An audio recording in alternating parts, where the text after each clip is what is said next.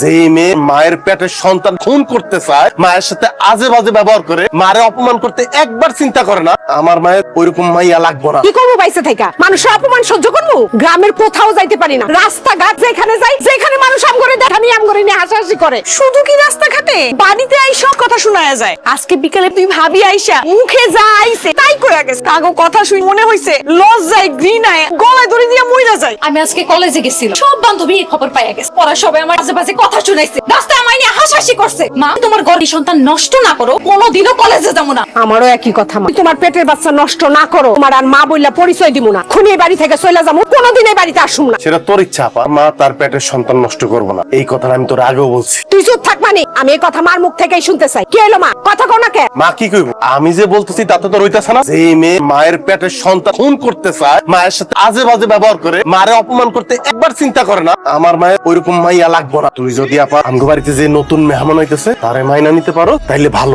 আর যদি মাইনা নিতে না পারো তাইলে তুই বাড়িতে বাইরে যা। মা ঠিক কথাই বলছে। আবার যেই সন্তান আসতেছে আমি কোনো অবস্থাতে খুন হইতে দিব না। থাকো আগত সন্তান রে নিয়া, আমি তোমাকে দুইজনে আপনা বইলা পরিচয় দিব। এই বাড়ি ছেড়ে আমি এক চলে যাবো, কোনোদিন আসুম না।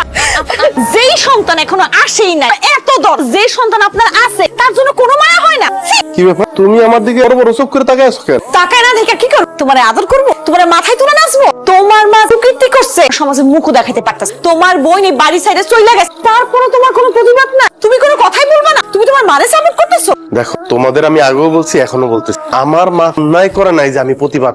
তাছাড়া বাবা মা যদি কখন ভুলও করে, সন্তানের উচিত না তার বাজে ব্যবহার করা, খারাপ ব্যবহার করা, অন্তত আমার পক্ষে তো নাই। যেমন কুকুর তেমন মুখ, যে যেমন তার সাথে তেমনই করা। এখন বাচ্চা পেটে আসার কথা, দিন পর বাচ্চা কাচ্চা হওয়ার কথা, অথচ আমার শাশুড়ির এখন বাচ্চা হইবে। বাচ্চা আমার পাইলা পয়সা পড়া করো, এটা তো আমি কখনো মানতে পারবো না। আমার বাপ্পা জানলে আমার মান ইজ্জত কোনো কিছু থাকবো না। তুমি কালকে সকালে মারে হাসপাতাল নিয়ে বাচ্চা নষ্ট করো, নাহলে আমি পুরাই দিলাম। তোমার সাথে আমি সংসার করবো। ফারজানা, তোমার কিন্তু আমি ভালোবাসা বিয়ে করিনি। বিয়ের আগে তোমারে আমি দেখার আগে আমার মা তোমারে দেখছিল, আমার মা তোমারে এত প্রশংসা করছে, আমার মনে হয়েছিল তোমার আমার দেখার দরকার নেই। আমি কিন্তু বিয়েতে রাজি হয়ে গেছিলাম। সেই মার পেটের সন্তান তুমি নষ্ট করে ফেলতে বলতেছো? আমার মা তার পেটের সন্তান নষ্ট করবে না। এখন তুমি যে সিদ্ধান্ত নিতে চাও নিতে পারো।